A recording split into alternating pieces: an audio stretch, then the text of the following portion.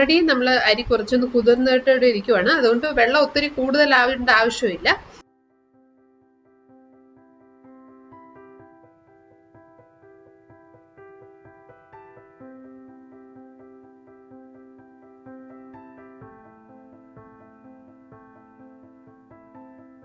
തേങ്ങാപ്പാല് ഒന്നാം പാലും രണ്ടാം പാലും അങ്ങനെയല്ല എടുത്തിരിക്കുന്നത്. മൊത്തം കൂടെ തേങ്ങാപ്പാല് 2 ഗ്ലാസ് ആണ് എടുത്തിരിക്കുന്നത്.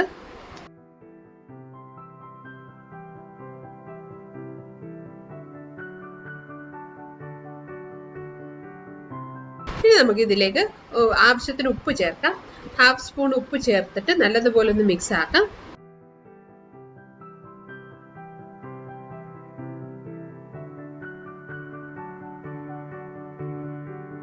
നന്നായിട്ട് തിളച്ച ശേഷം നമുക്ക് ഫ്ലെയിം ലോയിലോട്ട് മാറ്റാം.